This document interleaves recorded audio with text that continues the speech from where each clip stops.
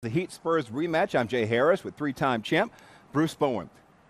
Bruce, your counterpart George Karl said the other day before Game 2 that he thought Chris Bosh needed to step up. 18 points and several big plays later, that's exactly what he did. What did you see from Bosh in Game 2? Well, what I've seen is him turning back the hand of time as far as his attacking the rim.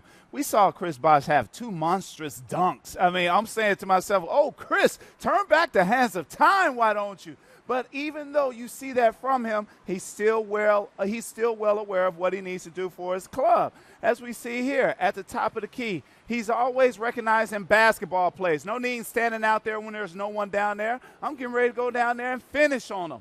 So when you have the recognition of a player that understands exactly where he needs to be and he prepares before he gets the ball, as you saw him getting his feet set, that is so important for shooters. And we know him as a player that can play down low, but also making critical decisions, critical plays down the stretch. We've always talked about Dwayne Wade or LeBron James, but I think the guy who is truly the anchor of this team as far as all the things go, it is Chris Bosh and what he does for them. He leads the Heat with 29 three-point field goals this postseason.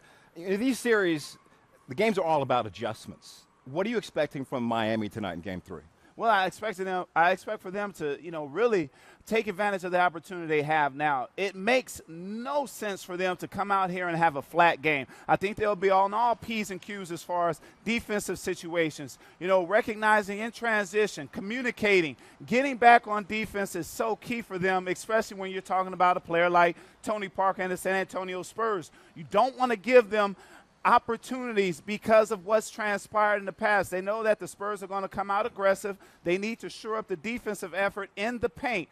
We saw the Spurs live in the paint in the first quarter, and they made the adjustments late, but you got to be aware early on in the game to set the tone, especially being at home. And once again, if you're fronting, you got to have that backside help, and it cannot be a step late, especially with the San Antonio Spurs, who are a seasoned team. They understand exactly how to get buckets, so it's important for them, Jay, to make sure that they have everybody communicating at all times. I am almost certain it will be nice and cold inside American Airlines Arena tonight.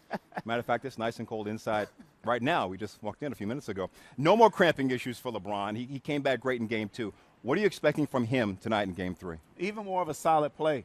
I think he's going to try to get everyone involved early on in this game and not so much worry about, trying to take over the game early on in the game. So you have a player that's going to try to make sure a player like Mario Chalmers can start off on a good note. But he's still going to be aggressive because he understands even more so now that they cannot stop him when he's driving to the basket. He knows the Spurs are going to make adjustments, and it will be key for LeBron James to keep that same method of operation as far as him attacking the basket, being aggressive. When players like LeBron James don't take advantage of being aggressive or attacking the basket, it allows the defense to rest. So he wants the defense to continuously be aware of what he's doing.